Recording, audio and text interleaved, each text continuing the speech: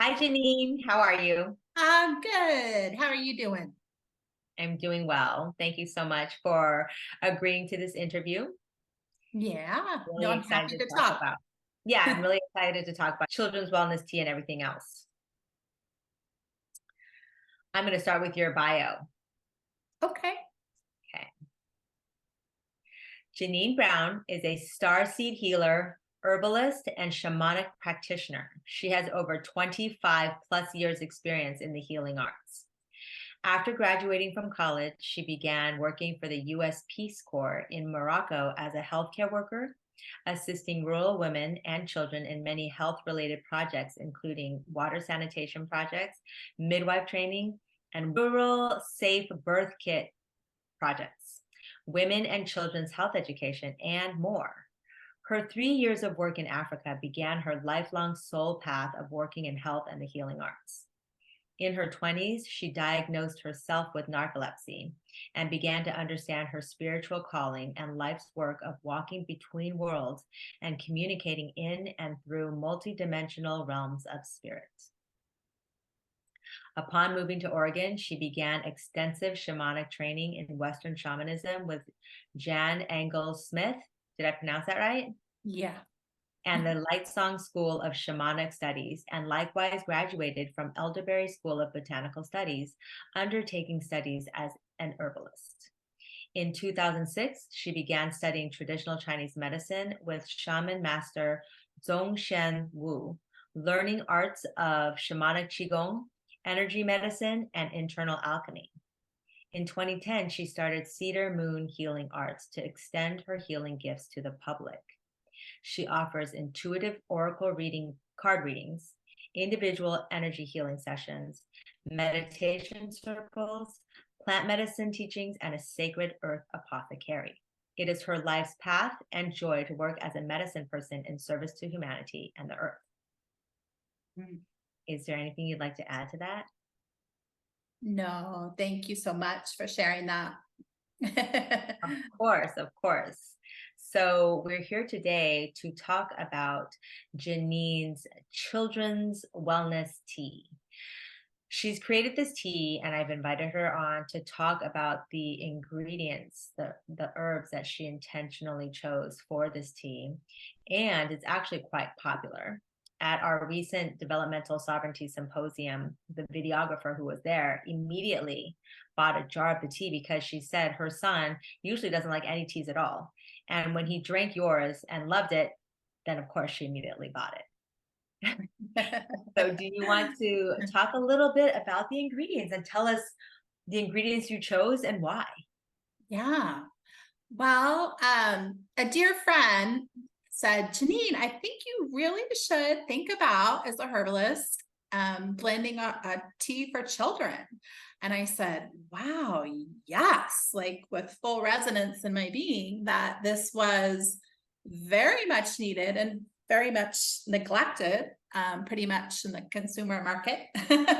So I sat with it for months, Belinda. I think it was like 6 months of just kind of saying, okay, which plants, which ones are going to work together, which would be a tea for the highest and greatest well-being of children right now. Like what would support mamas, and family life with their children, and what would be super nourishing to a high vibrational child, which, many of us indigo types are ushering in the next wave, and their frequencies are really high. And there's just, I find, as far as the food and herbal cultures go, there's more needed to support them, I think, with food and plant medicine. So this, I think I have it. Yeah, so the children's wellness tea, which I blended, is wild rose for the heart, because I think in most traditional cultures around the world, you always begin with the heart. It's the first organ that's treated. I know in Chinese medicine that's the case, and I believe in Ayurvedic medicine and Native American herbal medicine. So yeah, the wild rose was the first plant that came to me as a plant to support their beautiful light being. And then I thought of the Milky Oat tops because they are super nourishing with minerals and very high in silica, which I believe in my energy arts studies to be super supportive to their frequency. You know, the children on the planet carrying these higher frequencies. I think we are moving into more of a silica based physical biological vehicle. And so I think the silica is supportive to holding their frequency in their body. And then the Milky Oat tops just have a lot of trace minerals, which of course are heavily depleted in our vegetables and, you know, in the common supermarket. And yeah, I chose the Milky Oat tops for the minerals and the silica.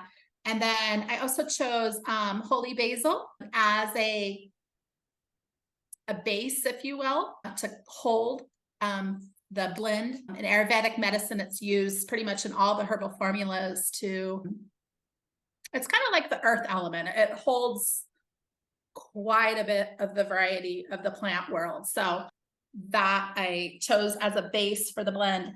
And then what's my other little beloved plant? I have to look. Hawthorne berry. Oh, the lemon balm. So I was thinking of mamas with little ones running around, either at home or, you know, mamas preparing after school snack for a child. And the lemon balm is just a really nice kind of like anti-anxiety, anti-nervine. So it's very soothing to their energetic body. And I think also of children with like ADHD and just kind of, you know, just bringing all the energy back home into the body and settling things down. And then also just kind of, it's a gentle lifting energy simultaneously. So it's kind of got that equal energy of a rising and falling. And yeah, it's Because just a lot a of nice, children are coming into, right, for like teenagers. That's yeah, the heaven senses and the earth senses meeting. yeah, yeah, Yeah. very much so. Yeah. Mm-hmm. And you So mentioned hawthorn very briefly, and that's also a heart. yeah, and then it's also, yeah, and then the hawthorn, which I use in quite a few of the products that I make, the hawthorn, because it's one of the first plants I really studied in depth, and I love it so much. It's but I chose the berry, the leaf, and the flower also as a heart tonic for strengthening the heart. And like herbalists, I know Rosemary Gladstar talks a lot about it in terms of like kind of brightening the heart, opening the heart, gladdening the heart. So it's just yeah, it's a go-to for the heart. So I think that's the blend. I'm real happy with it. It's, you know, overall, I think it creates a nice sense of, it's very balancing and harmonizing for any kiddo. And it's very even. I kind of, when you taste it, it's very even across the palate. So it's nothing that's too strong for a kiddo. Like I think most kids like it. And you Yeah. can And add honey to it or whatever. But what's beautiful about how you have focused on the herbs that help the heart is because, you know, I recently was at a silent retreat, and one of the things, it was like a guided silent retreat, and one of the things that they talk about is working on opening our heart chakras, you know, mm, because in the society that we are in, it's very head heavy, yeah. and our hearts tend to sort of shut down. And so now at this age, from our 30s on, we are working to meet ourselves again and to open Mm, our hearts. And so if we have this children's wellness tea that is focused on the heart and the heart chakra and the heart space, it mm, supports them to continually be in their heart space, because that's what humanity needs right now. yeah. Yeah. I fully agree. Yeah, the rose actually is one of the highest frequency heart plants there is that's known. Like it's very close to 432 hertz. So it, you know, does a really good job of like holding that. And I believe the hawthorn does too, but I know the wild rose has that very high frequency. And as I does know that, bergamot and some other plants that are really hold that for our kids. So it's good to yeah, know. thank you. Thank you for that. Yeah. I also know that, in a lot of Waldorf early childhood, they serve tea in the classroom. So this Mm, would be a very good tea for all Waldorf schools to purchase on your Etsy site. yeah. And I'll It's also have this tea in Portland at our Waldorf school. They're going to be carrying it in their shop. So that'll be another place. But yes, that's perfect. Perfect, perfect. Okay, so going to your apothecary in your shop right now, Cedar Moon Medicinals, you've Mhm. got several other products. You've got a grief oil, an all-purpose skin salve, a joyful heart tea, the children's wellness tea, and a black earth detox blend.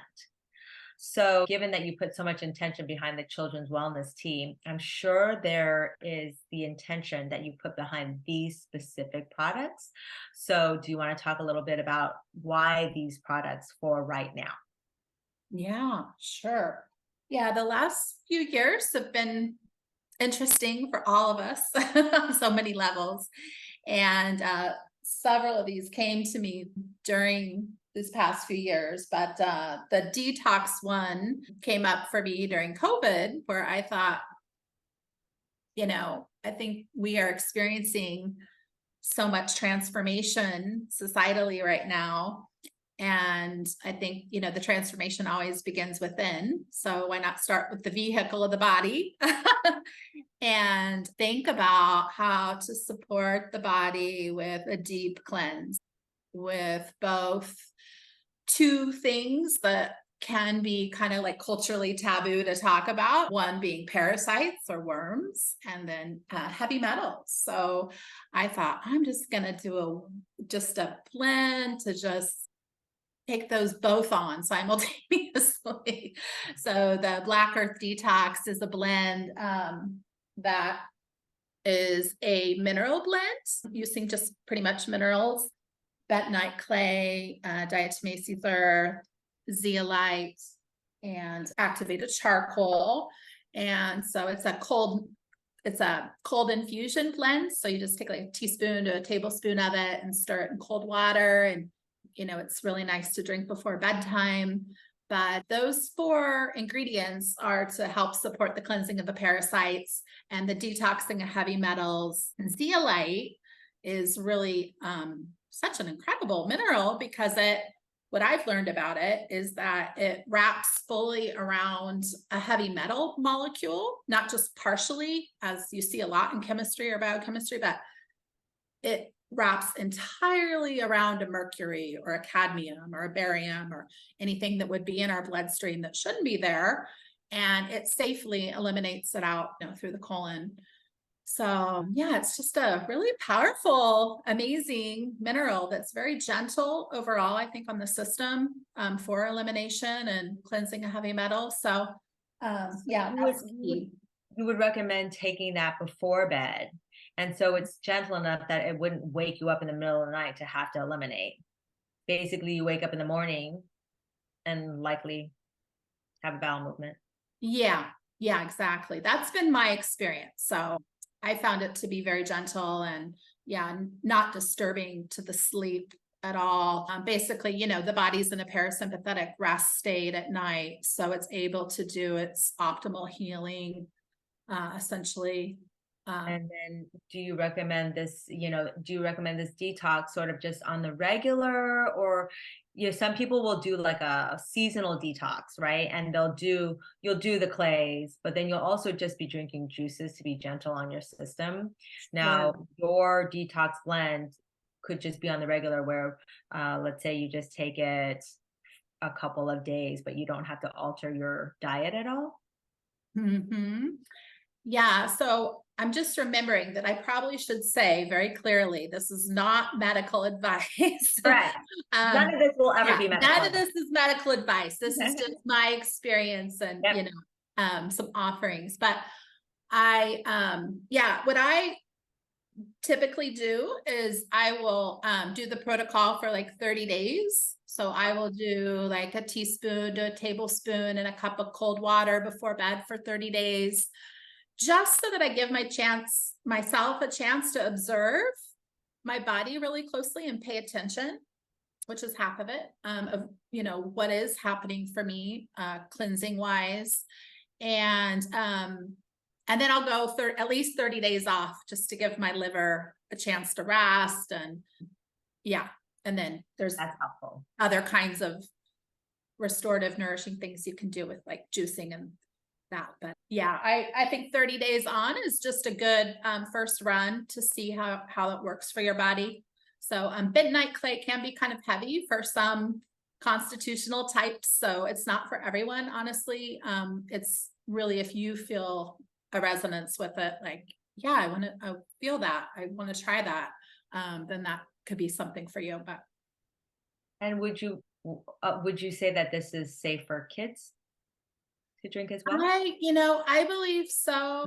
I think that's kind of an individual decision. Again, clearly not medical advice, but I think that it's a good thing to explore with children. Certainly not little tiny ones whose digestive systems may not be fully developed and whatnot. But I feel like certainly for teenagers, it could be really good.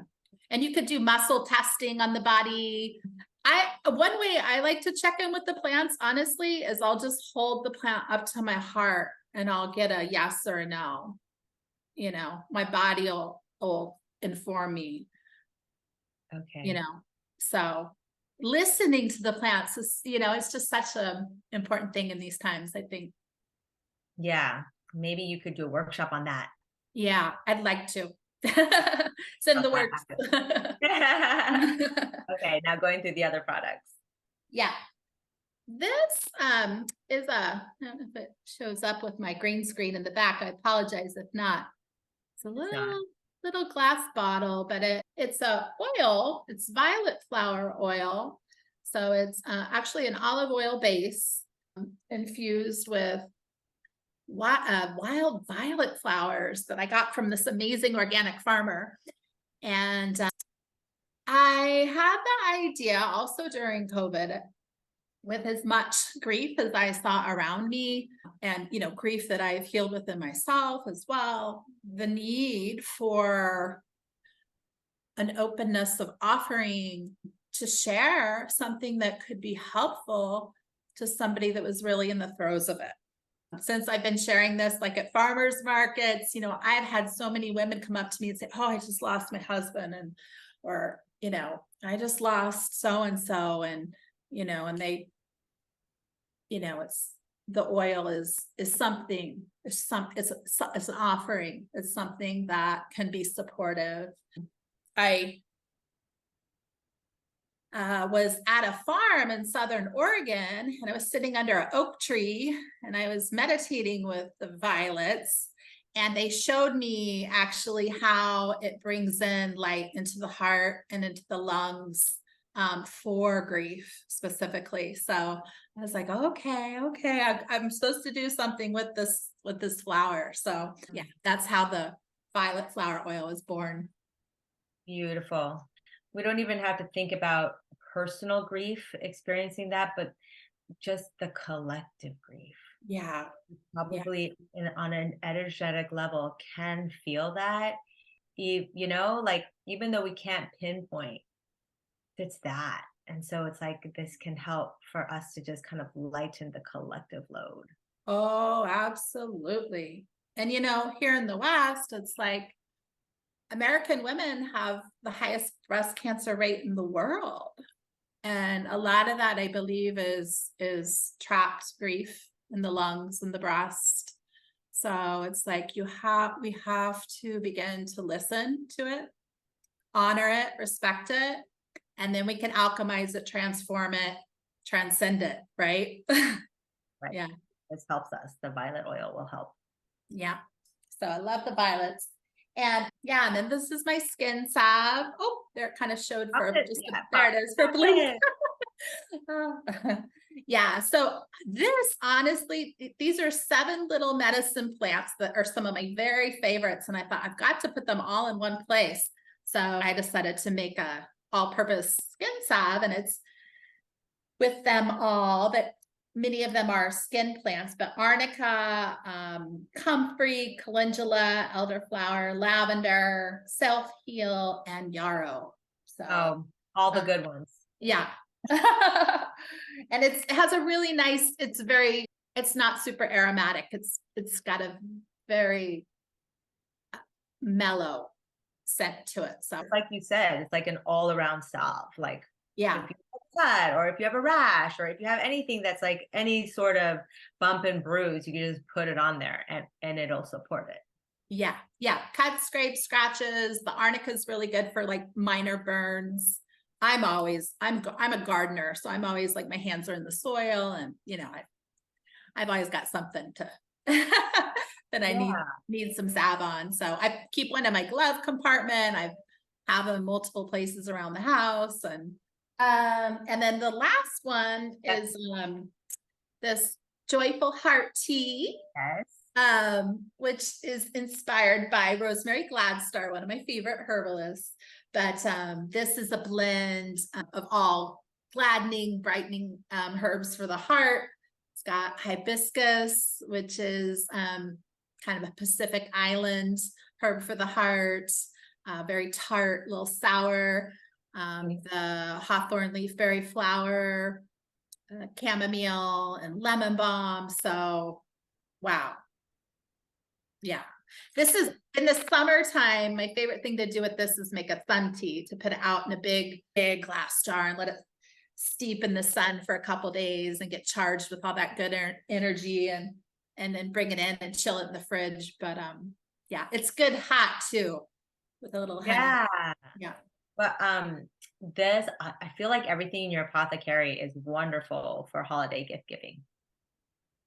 Thank you. Yeah, I believe so. Honestly. Yeah, everybody needs to get online and start buying. Like, buy now so that you don't have to rush around. Buy now, get it shipped, wrap it as gifts, because it's so, like it's the holidays, and it's a time to be grateful, a time to really sink into our heart chakras. Like these are all products that help. And then also we help ourselves when we attune to our bodies. So the detox blend, and then the grief oil, it's healing all around, right? It's this like transformative sort of everything. Yeah, the plants are our friends in many ways.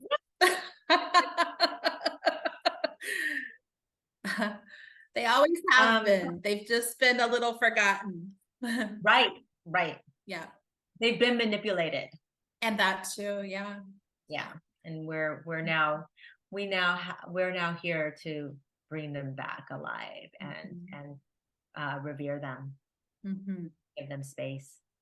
Yeah. So tell me, do you think you have anything else up in the works that are in like the childhood space at all? Children's wellness, anything child specific? Well, I probably will be adding some kind of immune product for children to the apothecary sometime before long. And I really actually want to do more education projects with children, for children, teaching children about the plants, teaching children how to listen to the plants, teaching children how to trust their bodies and their intuition and their instinct with the plants. Sort of holding some space for nurturing of, a lifelong relationship with the plants again, and remembering the treasure we have with them on the earth. So yeah, and I feel like that's so important to start young. Yeah. And like look at my own kid, and I'm like, oh, if it had been up to me last year, you would have just been hiking all year round. She's like, no. But the magic, whenever we go hiking with somebody who knows plants, and they can just point out, oh, this here is a snowberry, this here is, Oregon grape. Like it's so useful knowledge, right? So it's great that you want to get into that space to really kind of bring kids in and get them excited and making their own tinctures and their own blends. Yeah.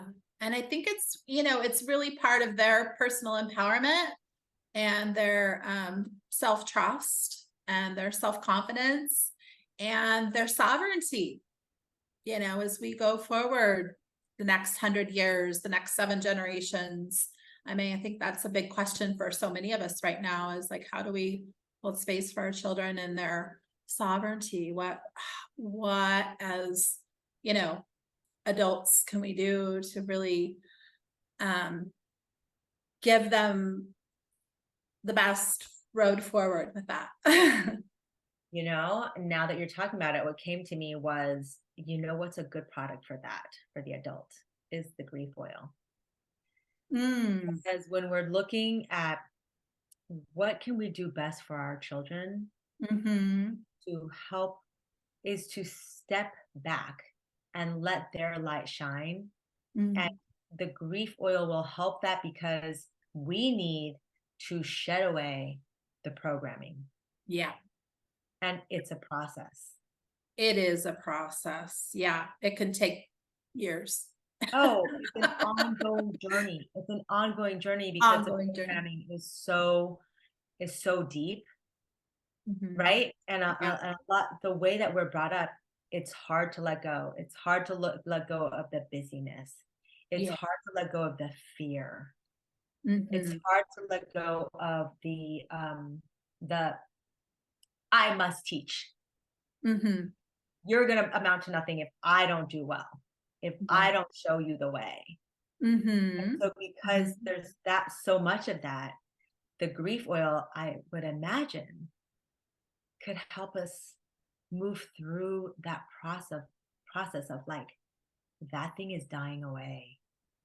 Yes. Served me. The light within is, has a chance to be reborn, essentially. It's like that. What the violet flower showed me is you see one of those beautiful violet, indigo, purple violet flowers with the yellow center. It's like this kernel of light that kind of shoots up like cornwood or something that, is a reigniter. And it really goes into the center of a stagnant grief energy, something that we haven't looked at, and helps us move it. So yeah, I agree fully, because I think what traumas and grief and shadows we don't heal and clear within ourselves, unbeknowingly, we pass those on, to our children. So it is extremely important, all the internal work one does as an adult, is so helpful and so supportive to our kiddos. And, that way we, we take on the responsibility so that they have less to carry. So I think thank you for bringing that to the conversation. Yeah. And the grief oil, is it just applied? How is it used? I will put like a tablespoon in my palm and then rub it on the chest of somebody I'm working with, or, on my chest, I think it's really nice applied over the breast too.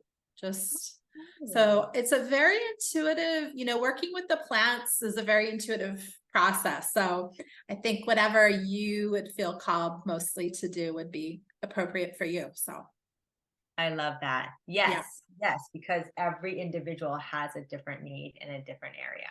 Yeah. Thank you. Thank you for that. Yeah. And how can people, I know you have your Etsy store, which we'll have this, the Etsy store website on the bottom once we post this, but is there someplace else that people can follow you to learn about what classes you're doing, or, what upcoming things that are happening? Yeah, I'm in the middle of recreating my website. I will have www.cedarmoonhealingarts.com up, hopefully by January. So, and I'll have a newsletter, so you can join a newsletter if you like. I send out a seasonal newsletter to folks and just give an update on what my offerings are and where I am. They get sign up for the newsletter on. Yeah. Okay, cool. All right. Okay. Thanks, Jeannine. Yeah, thank you, Belinda. Appreciate this. Thank So, you. Thank you for all of your beautiful intentional products. yes. I'll see you soon. Grateful to share. Bye. Take care. Bye-bye.